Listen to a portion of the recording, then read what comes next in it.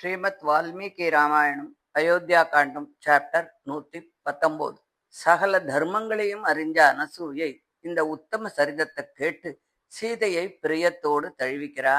தெளிவான அட்சரங்களோடும் பதங்களோடும் நீ ரொம்ப அழகா வர்ணிச்ச உன் சுயவர விருத்தாந்தத்தை நான் கேட்டிருக்கேன். ஆனாலும் நீயே அதை சொல்ல கேட்டு ரொம்ப ரொம்ப சந்தோஷம் அடைஞ்சேன். இப்போ சூரியன் அஸ்தமிச்சுட்டான், நேரம் வரப்போறது.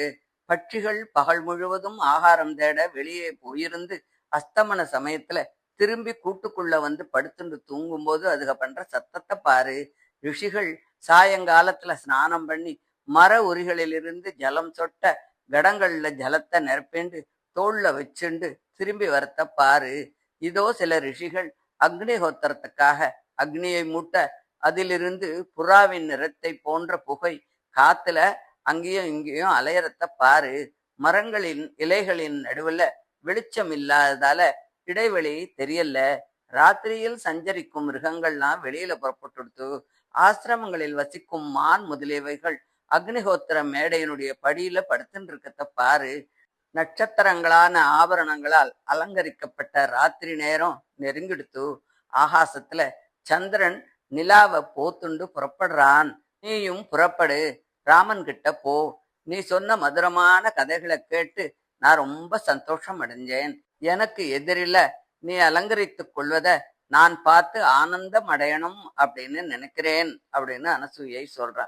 சீதையும் சரி அப்படின்னு சொல்லிட்டு அனசூயை நமஸ்காரம் பண்ணிண்டு ராமங்கிட்டக்க போறா. மகா தபஸ்வியான அனசூயை பிரீதியுடன் கொடுத்த ஆடை ஆபரணங்களால் அலங்கரிக்கப்பட்டு சீதை வர்றத்தை பார்த்து ராமன் தூரத்திலேயே அதை கண்டு ஆனந்தம் அடைகிறார். பிறகு அனசூயை வஸ்திரங்களையும் ஆபரணங்களையும் மாலைகளையும் விசேஷ பிரீத்தியுடன் தனக்கு கொடுத்ததை சீதை அவர்கிட்ட சொல்றா.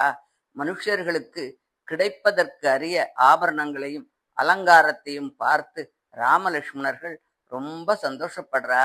அந்த ராத்திரியில அவர்கள் அத்ரி மகரிஷியின் ஆசிரமத்துல தங்கிட்டு மறுநா கார்த்தால அங்கிருந்த மகரிஷிகள் ஸ்நானம் பண்ணி நித்திய கர்மங்களை முடிச்சுண்ட பிறகு அவாகிட்டக்க எங்களுக்கு உத்தரவு கொடுக்கணும் அப்படின்னு கேட்கிறா.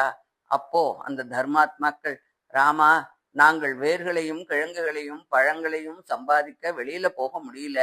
இந்த வனத்துல ராட்சசர்களின் உபதிரவம் ரொம்ப ஜாஸ்தி. அவர்கள்லாம் நினைச்ச ரூபத்தை எடுத்துப்பா. மனிதர்களின் மாம்சத்தை திம்பா. ரொம்ப கொடியவா. அவர்களைப் போல பல காட்டு மிருகங்களும் இருக்கு. அஜாக்கிரதையாவும் அசுத்தமாகவும் இருக்கும் தபஸ்விகளை எல்லாம் தின்னுடுறா. அந்த துஷ்ட ஜந்துக்களை இங்கேருந்து துரத்தணும். மகரிஷிகள் காட்டுல ஆகாரத்தை சம்பாதிக்க ஏற்படுத்தி இருக்கும் வழி இதோ தெரியறது பாரு. இந்த வழியா நீ போனா அடர்ந்த காட்டுக்குள்ள சீக்கிரமா போயிடலாம் அப்படின்னு அந்த தபஸ்விகள்லாம் ராமலட்சுமணர்களையும் சீதையும் கைகூப்பி பிரீத்தியோட ஆசிர்வாதம் பண்ணி அனுப்புறா. அதுக்கப்புறம் ராமன் லக்ஷ்மணனோட சீதையோட மேக கூட்டத்துல சூரியன் புகுவது போல அந்த இருண்ட காட்டுக்குள்ள நுழைஞ்சார் அப்படின்னு சொல்லி இந்த அயோத்தியா காண்டத்தை முடிக்கிறார். இதை தொடர்ந்து ஆரண்ய காண்டம் ஆரம்பமாகுது. நம்ம எல்லாரும் பல தடவை ராமாயணங்கள்லாம் கேட்டிருப்போம். நம்ம எல்லாருக்கும் ராமாயணம் நமக்கு தெரியும் அப்படின்னு நம்ம எல்லாருக்கும் மனசுல தோணும். இது ஜென்ரலா எல்லாருக்கும் உள்ளதுதான். ஆனா வால்மீகி ராமாயணத்தை ஒரு ஒரு சாப்டரா நம்ம பார்த்துட்டு வரும்போது அதுல இருக்கிற விஷயங்களை எல்லாம் கேட்கும்போது, ஐயோ இப்படி கூட இருக்கா, இப்படி கூட நடந்திருக்கா அப்படின்னு எல்லாமே நமக்கு புதுசா தான் இருக்கும். அப்பப்போ பல விஷயங்களை தெரிஞ்சுக்கிற மாதிரி இருக்கும். எல்லாரும் இதை மிஸ் பண்ணாதீங்கோ. இது ஒரு நல்ல சந்தர்ப்பம். ராமாயணத்தை முழுக்க எல்லாராலையும் கேட்க முடியும். இது வரைக்கும் என்னுடைய சேனலுக்கு சப்ஸ்கிரைப் பண்ணியிருக்கிற உங்க எல்லாருக்கும் என்னுடைய நன்றி.